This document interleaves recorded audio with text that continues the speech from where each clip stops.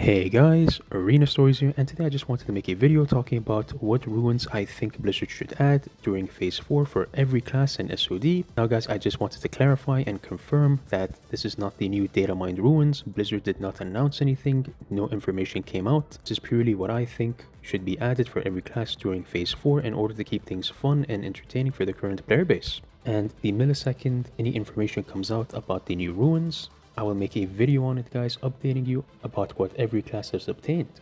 First off guys, we have warriors. Now for warriors, I think they should be given Stormbolt. Now why is that guys? The reason why is because warriors have absolutely no control in terms of PvP when it comes to attacking any other class. So for example, when they are fighting a mage, they will just get frostbolted. If they're fighting a rogue, the rogue can just pop evasion, crippling poison and stay away from him. Or if they're fighting a shaman, the shaman can just use frost shock and have them slowed. And they have absolutely no way of reaching their target. So I think this would be an adequate fix to that. The next rune is Spell Reflection. Now why do I think Spell Reflection is a must guys? Again, it is because warriors have absolutely no mobility or control. The second a mage uses Frostbolt or someone roots a warrior, it is completely over for the warrior. He has absolutely no fighting chance, and they have been this way since Phase 1 guys. And it is currently Phase 3, and I personally believe Blizzard has neglected warriors in terms of PvP with their damage, mobility and survivability. So I do think this is a just reason to give them this rune, and I do not think that this is overpowered at all. The next rune guys is going to be Heroic Leap. Obviously, I do not think it should have a 40-yard range. I think it should have up to 20 yards. And it should not deal any damage as well whenever they do land on their opponent. But I do believe that they really do deserve this as well. Because again, guys, they have absolutely no movement. They can't get to their targets. If you have seen warriors in Battlegrounds versus every other class, it is just sad in my opinion, since they are basically in a wheelchair constantly. They cannot remove their own slows. They just can't do anything. So I really do believe that this is a good fix for them in Phase 4, and I do think the current player base of warriors would agree with that analysis, that they cannot do anything in PvP. The last rune for warriors guys is going to be Bladestorm. Now obviously I do not think it should have 441% of your attack power. That is just insane. It should be nerfed severely, and I do not think it should last for 6 seconds. I think it should last for about 4 seconds. And the range in which it hits you should be nerfed as well. I believe you should be directly on your target in order for Bladestorm to hit your target. I do believe that it should remove any type of impairing effects or like roots, slows, again, because they have no mobility guys and no control, and I think this would be an extremely fair fix to warriors. And the reason why I am being extremely generous with warriors guys is because Blizzard has neglected them since Phase 1, and it is unfair to them in the current state that they are in. The next one guys is going to be shamans. Now for shamans, I think Feral Spirit would be extremely fun to see in Battlegrounds and World PvP, basically summoning 2 Spirit Wolves that will assist the shaman in the fight. I do not believe that they should have an immunity towards movement. I think shamans are completely fine in that aspect, but I do believe it should increase their damage by 15%, and it's a fair rune to give them. Next one is Feral Lunge, which turns the shaman into a ghostly wolf, biting their enemy with 9% of their attack power. This is basically a blink guys. So if you are fighting a mage or a druid and they're trying to run away in cheetah form, shamans can use this to get to their target. The next one is Capacitor's Totem, which is a stunning totem guys. Now the reason why I think this is fair is because this is avoidable. So the shaman has to place down the totem. It is breakable as well guys, but the totem will only explode after 2 seconds, which gives the player more than enough time to move away. But it will stun the target for 3 seconds. I think shamans do deserve this, since they have no control as well over their target. The next one is going to be druids guys. Now for druids, this is a touchy topic because druids currently already have a lot of mobility, a lot of survivability and a lot of damage. But what they do not have is control, so I think giving them Cyclone would be fair as well in Phase 4, but not up to 6 seconds. I think it should be up to 4 seconds. Again, this should not be abused in Battlegrounds. I think a Cyclone should be used as a means of escape and recovering. Now, if they are in a tough situation, for example versus a rogue, if they get fully stunned, and if you are playing a Tauren for example, you can trinket the rogue stun, use War Stomp and cast Cyclone.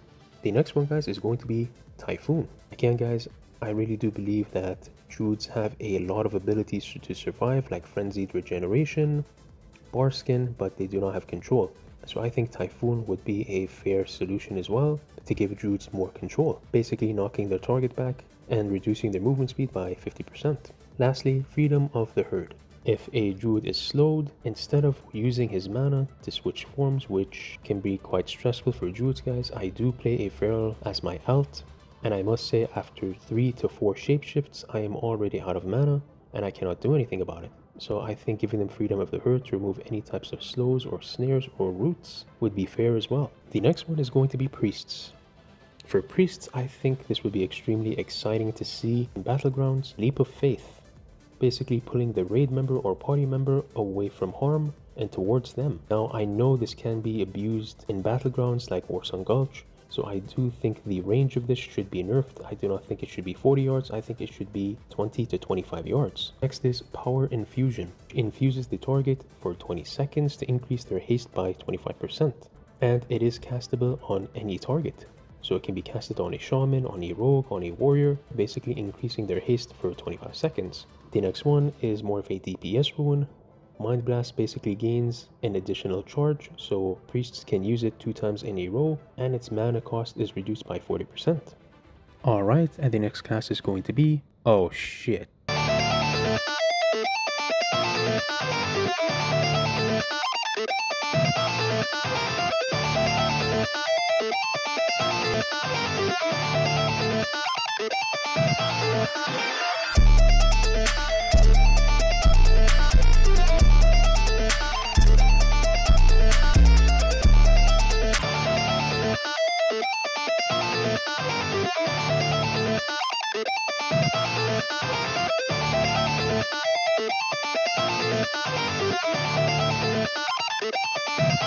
Sorry about that guys. Now the next class is going to be Paladins.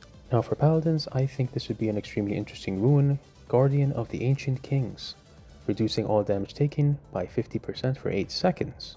Now I think this would be an extremely interesting rotation that Paladins could have. For example, if they are in a 1v2 situation or a 1v3 situation even, they could pop this rune and have a chance of defending himself before he even has to bubble. The next rune is going to be Final Verdict.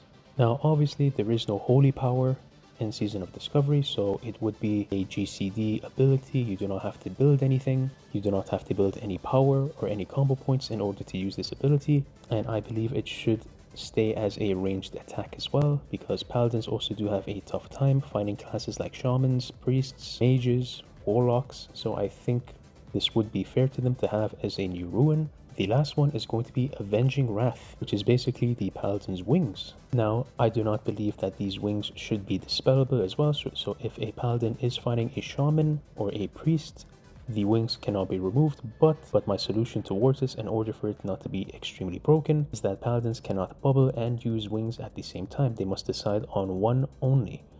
And if they do decide to use wings and they get stunned and severely damaged, they do not have an escape.